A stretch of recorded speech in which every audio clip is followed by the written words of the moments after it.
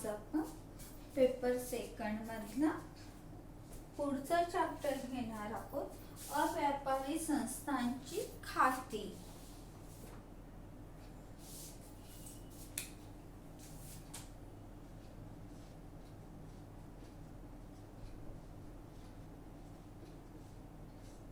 अव्यापारी संस्थांची खाती। आता अव्यापारी संस्था म्हणजे काय? तर ज्या संस्थांचा उद्देश व्यापार करणं नाही आहे अशा संस्थांना आपण अव्यापारी संस्था असं म्हणत असतो। आता संस्थांचा उद्देश व्यापार करणं म्हणजे नाहीये म्हणजे काय? तर त्यांना लाभ मिळवायचा नाहीये, परंतु समाजाची सेवा करायची आहे। अशा व्यवसायांना किंवा अशा संस्थांना आपण अव्यापारी संस्था असं म्हणत असतो। त्यांचा उद्देश व्यवसाय करून नफा मिळवणं हा नसतो, तर कुठल्या तरी माध्यमातून समाजाची सेवा करायची, समाजोपयोगी कार्य करायचं या उद्देशाने या संस्था निर्माण झालेल्या असतात। आता या संस्थांचा उद्देश जरी नफा कमवणं नसला तरीही या संस्थांना काही ना काहीतरी खर्च करावाच लागतो आणि तसंच त्यांना कुठल्या ना कुठल्या तरी माध्यमातून उत्पन्न देखील मिळत असतं।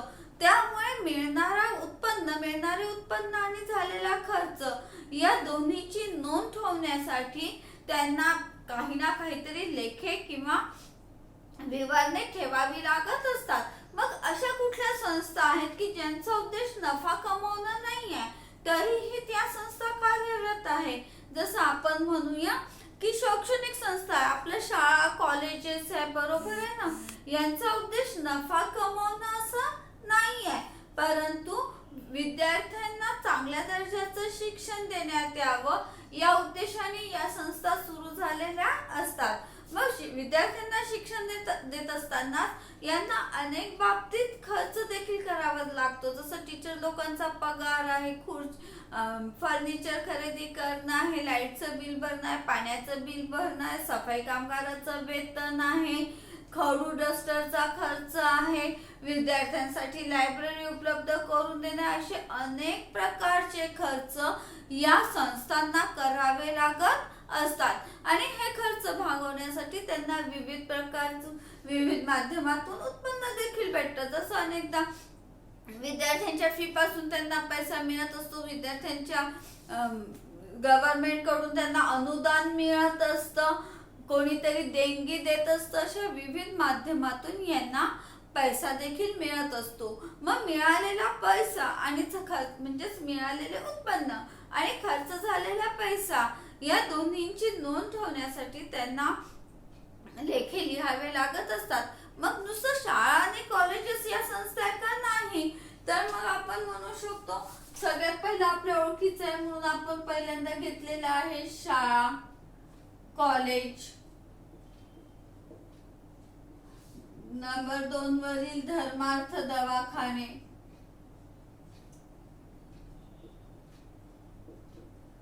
तिसरं येईल आपलं वाचनालय, चौथं आपल्याला सगळ्यांना माहित असलेलं म्हणजे आपले गणेश मंडळ। अशी लिस्ट खूप मोठी आहे, बरोबर आहे ना। आता हे आपल्याला माहित आहेत म्हणून मी हे 2-4 नावं घेतलेली आहे। याच्यातलं सगळ्यात चांगलं उदाहरण आपल्याला माहित आहे की आपल्याला सगळ्यांच्या परिचयाचं असलेलं आपले गणेश मंडळ, बरोबर आहे ना। आपण गणपती बसवतो त्याच्यासाठी मंडळाची आपण स्थापना केलेली असते, मग त्याच्यामध्ये एक जण अध्यक्ष असतो, बाकी कार्यकारी सभासद असतात। आणि मग गणपती आल्यानंतर आपण काय करतो, जरी आपण मंडळ स्थापन करत असताना 50 लोक एकत्र आलेले असू तरीही काम करत असताना निवडक लोकच काय करतात, काम करतात।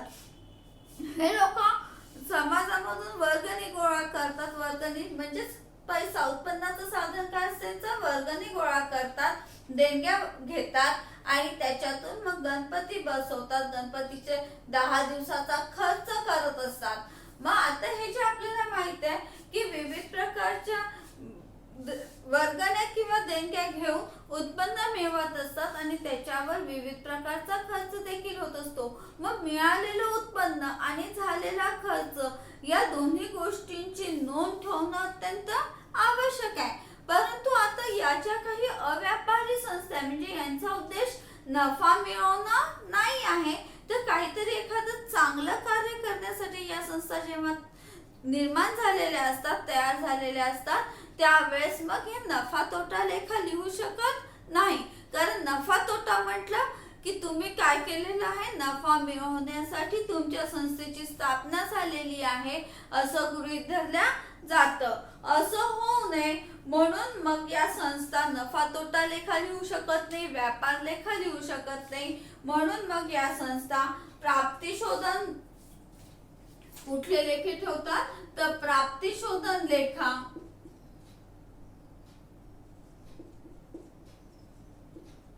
प्राप्तिशोधन लेखा आणि दुसरा म्हणजे आयव्यय लेखा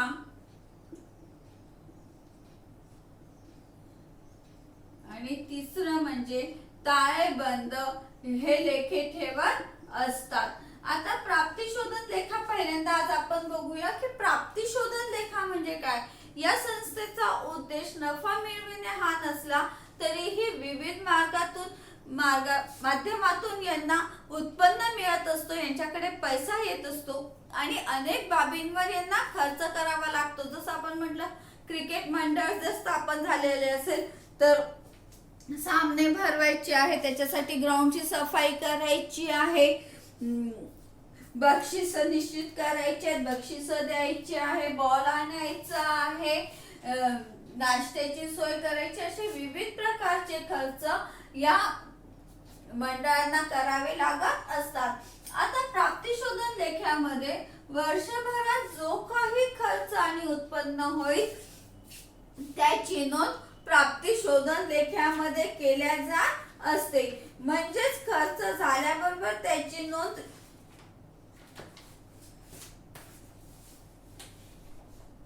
या लेख्यामध्ये होते, उत्पन्न मिळाल्याबरोबरही नोंद होते आणि खर्च झाल्याबरोबर सुद्धा प्राप्तिशोधन लेख्यामध्ये नोंद केल्या जाते.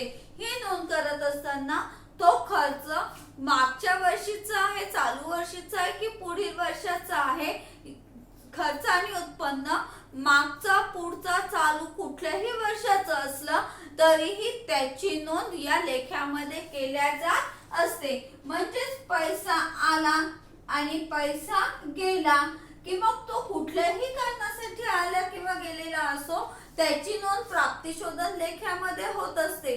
मग तो खर्च महसुली स्वरूपाचा असो की भांडवली स्वरूपाचा असो त्याचा विचार केला जात नाही. थोडक्यात म्हणजे प्राप्तिशोधन लेखा हे आपल्या पंचपुस्तकाचं एक छोटंसं हे म्हणू आपण की कुठल्याही प्रकारचा व्यवहार असो त्याची नोंद याच्यामध्ये होतेच. पंचपुस्तकासारखं व्यवहार विसरू नये म्हणून ताबडतोब त्याची नोंद करण्यासाठी जे लेखे आहेत, जसं आपण व्यापार म्हटला की रोजकिर्द म्हणजे पंचपुस्तक ठेवतो, त्याचप्रमाणे अव्यापारी संस्था प्राप्तिशोधन लेखा ठेवत असतात. या लेख्याचं वैशिष्ट्य म्हणजे यामध्ये फक्त रोखीचे व्यवहार होतात, उधारीच्या व्यवहाराची नोंद होत नाही. तसाही जर आपण विचार केला तर ज्या संस्था अव्यापारी आहे तिथे उधारीचे व्यवहार सहसा होत नाही, तिथे सगळेच व्यवहार कसे होतात, नगदीचे होतात. जसं आपण म्हणू गणपती बसवत आहे, कोणी म्हटलं की मी पुढच्या वर्षी 10,000 रुपये वर्गणी देणार आहे, तर आपण काही त्याची नोंद करून ठेवणार नाही.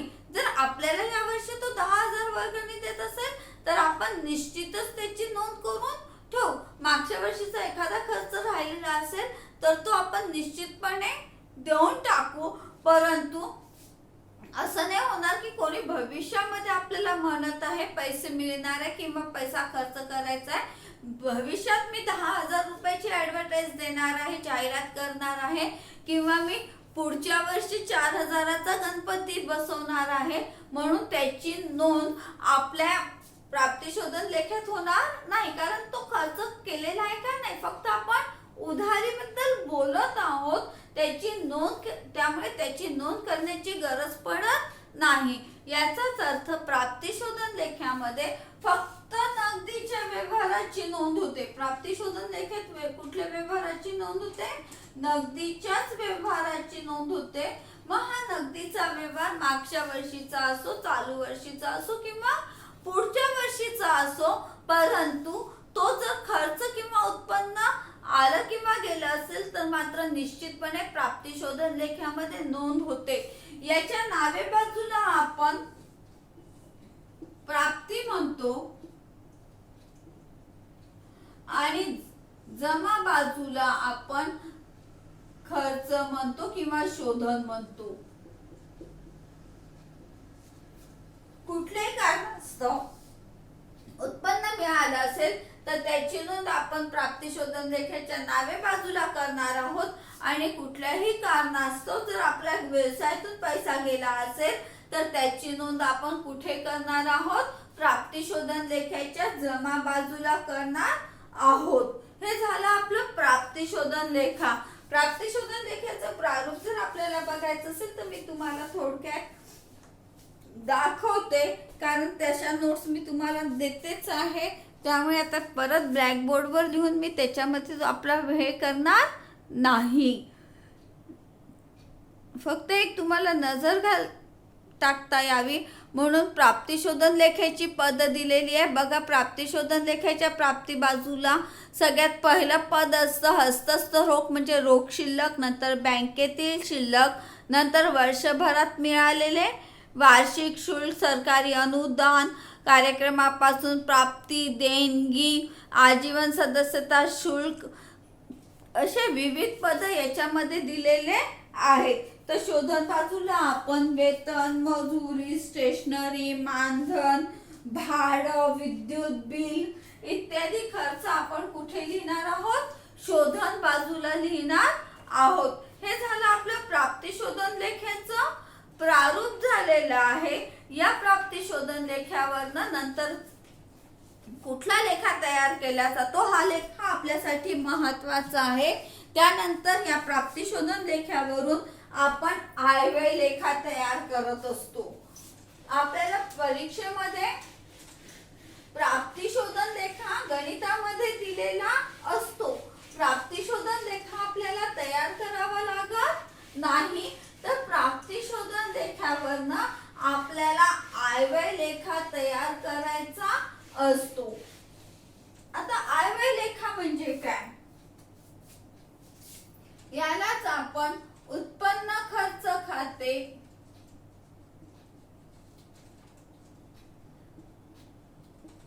किंवा आयव्यय लेखा म्हणतो.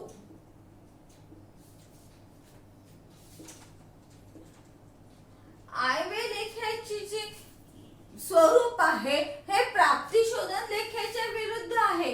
प्राप्ती शोधन लेख्याच्या नावे बाजूला आपण काय लिहित होतो? प्राप्ती लिहित होतो. तर या लेख्याच्या नावे बाजूला आपण व्यय लिहिणार आहोत, तर जमा बाजूला आय लिहिणार आहोत. म्हणजेच याची आखणी ही प्राप्ती शोधन लेख्याच्या विरुद्ध आहे. या लेख्यामध्ये आपण नावे बाजूला खर्च लिहितो, तर जमा बाजूला आपण काय लिहत असतो? उत्पन्न लिहत असतो. मग उत्पन्न खर्च लेखा वेगळा कसा आहे? प्राप्ती शोधन लेख्याच्या विरुद्ध आयव्यय लेखा कसा आहे? तर प्राप्ती शोधन लेख्याबाबत आपण म्हटलेलं आहे की कुठल्याही स्वरूपाचा नगदी स्वरूपाचा जर व्यवहार घडलेला असेल, नगदी स्वरूपाचा व्यवहार घडलेला असेल तर त्याची नोंद आपण प्राप्ती शोधन लेख्यामध्ये करत असतो. मग तो मागच्या वर्षाचा असो, चालू वर्षाचा असो, पुढील वर्षाचा असो, कुठल्याही वर्षाचा जर व्यवहार असेल तरी त्याची नोंद प्राप्ती शोधन लेख्यात होते. याच्या विरुद्ध आयव्यय लेख्यामध्ये फक्त चालू वर्षाच्याच व्यवहाराची नोंद होते. मग तो व्यवहार नगदीचा असो की उधारीचा असो, त्याची नोंद आयव्यय लेख्यामध्ये होत असते. आपण बघितलं उधारीचे व्यवहार सहसा याच्यामध्ये घडतच नाही, परंतु फक्त चालू वर्षाच्याच व्यवहाराची नोंद आयव्यय लेख्यामध्ये होत असते. जसं मी म्हणेल की मी वेतन दिलं, वेतन 10,000 रुपये, बरोबर आहे. मग खाली मी टिप टाकली हे माझं 2012 वर्ष आहे असं गृहीत धरू. वेतन दिले 10,000. टिप मध्ये आहे 2011 चे वेतन 1,000 रुपये अदत्त होते आणि त्याच्याच खाली टिप दिली 2012 चे 2,000 वेतन अदत्त आहे. बघा 2012 चं वेतन 10,000 रुपये दिलेलं आहे. टिप मध्ये तो म्हणत आहे 2011 चे 1,000 रुपये वेतन अदत्त होते. म्हणजे 11 वर्ष कुठलं झालं, मागच्या वर्षीचं झालं. मग आपण वे बाजूला काय लिहू, वेतन 10,000. आता मागच्या वर्षीचं वेतन किती दिलेलं आहे, 1,000 रुपये दिलेलं आहे. म्हणून मागच्या वर्षीचं वेतन मायनस करू. मागील 1,000 रुपये वेतन हे आले 9,000. आता तो काय म्हणत आहे पुढे 2012 चे 2,000 रुपये वेतन अदत्त आहे. म्हणजे चालू वर्षाचे 2,000 रुपये अजून आपल्याला द्यायचे आहे. म्हणून प्लस अदत्त 2,000 आणि मग बाहेरच्या कॉलम मध्ये येईल 11,000. आलं लक्षामध्ये. म्हणजे यामध्ये चालू वर्षाचा खर्च किंवा उत्पन्न केलेलं असो किंवा नसो, परंतु त्याची नोंद चालू वर्षामध्ये घेतल्या जात असते. मग मागच्या वर्षीचा खर्च असेल तर तो मायनस करणार, पुढील वर्षाचा खर्च असेल तर मायनस करणार आणि फक्त चालू वर्षाचाच खर्च आपण काय करणार आहोत, हिशोबात घेणार आहोत. समजा इथे असं आपल्याला अजून त्यांनी एक म्हटलं असतं 2013 चे 500 रुपये वेतन अग्रिम दिले आहे. अग्रिम म्हणजे आधी दिले आहे, अग्रिम दिले आहे. बरोबर आहे ना. आता हे वेतन काय झालं, 2013 म्हणजे पुढच्या वर्षाचं वेतन. पुढच्या वर्षाचं वेतन आपण चालू वर्षी दिलेलं आहे. मग याच्यातूनही आपण काय करू, मायनस करू. हे 11,000 आपण आतमध्ये घेऊ, मायनस पुढील वर्षाचे 500 रुपये आणि हे 500 मायनस करून मग 10,500 चालू वर्षाचं वेतन आपण काय करू, बाहेरच्या कॉलम मध्ये घेणार आहोत. आलं लक्षात. काय करायचं आहे, आडव्या लेख्यामध्ये आपल्याला फक्त चालू वर्षाचेच खर्च व उत्पन्न विचारात घ्यायचे आहे. मागील वर्षाचाही खर्च आपण मायनस केलेला आहे, पुढील वर्षाचाही खर्च मायनस केलेला आहे आणि फक्त चालू वर्षाचे खर्च आपण काय केलेला आहे, प्लस केलेला आहे. हे झालं आपण खर्चाचं झालं. आता आपण उत्पन्नाचं बघूया. सहसा कुठल्याही अव्यापारी संस्थेचं उत्पन्नाचं प्रमुख साधन काय असतं, तर वर्गणी असते. बरोबर आहे ना. वर्गणी हे कुठल्याही अव्यापारी संस्थेसाठी कशाचं पद आहे, उत्पन्नाचं आहे. समजा आपण असं गृहीत धरू, आपल्याला असं दिलेलं आहे वर्गणी 25,000 रुपये आणि खाली टिप दिलेली आहे वर्गणीत. हे वर्ष किती आहे आपलं, 2012. वर्गणीत 2011 सालचे 2,000 रुपये वर्गणी समाविष्ट असून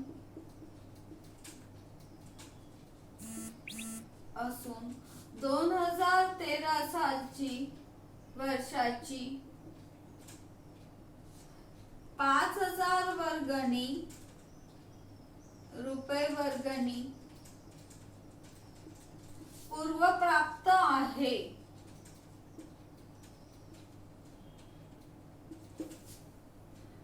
2012 ची 500 रुपये वर्गणी अप्राप्त आहे. बघा एवढी मोठी हे दिलेली आहे आपल्याला.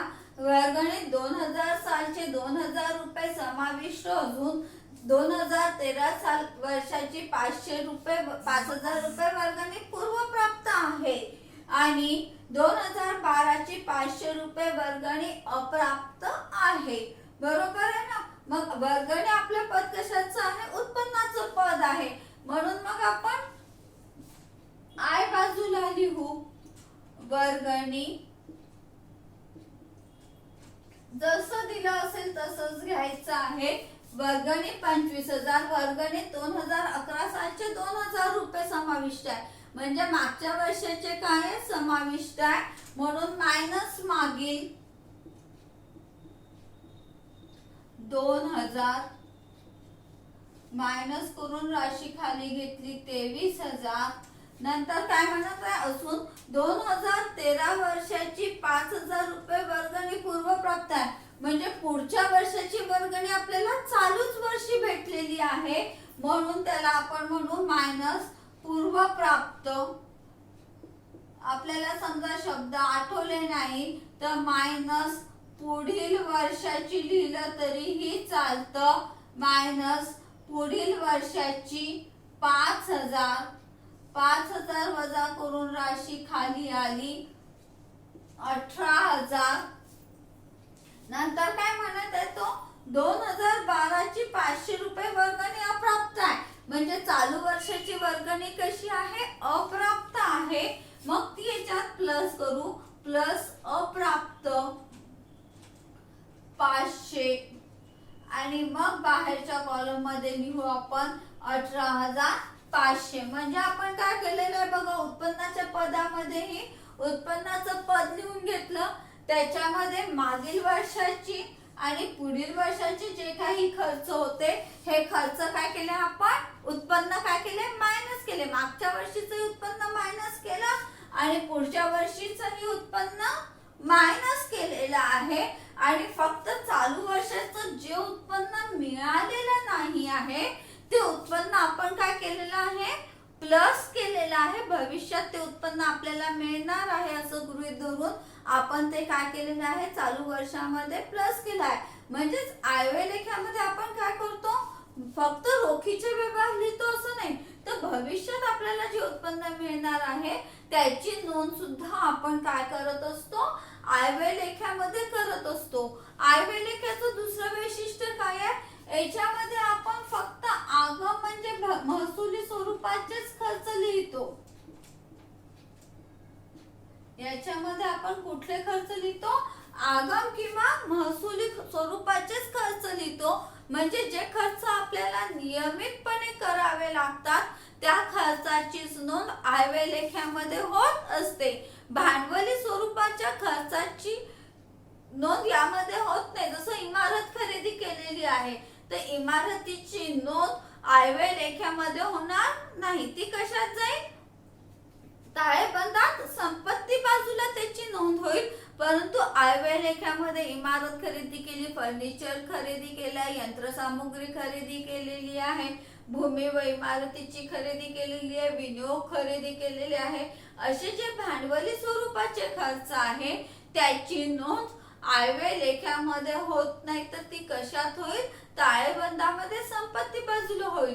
मग आयव्यय लेख्यामध्ये कुठल्या पदांचा समावेश होतो? कुठले खर्च आणि उत्पन्नाचा समावेश होतो? जर खर्चाचा विचार केला तर विद्युत बिल भरलं, पाण्याचं बिल भरलं, सफाई कामगारांचा खर्च केला, वेतन दिलं, कामगारांचे वेतन दिले इत्यादी स्वरूपाचे खर्चांची नोंद या लेख्यामध्ये होत असते. उत्पन्नामध्ये वर्गणी, देणगी, अनुदान, रद्दीपासून प्राप्त अशा पदांची नोंद या लेख्यामध्ये होत असते. आता बाकीचं आपण उद्या बघूया.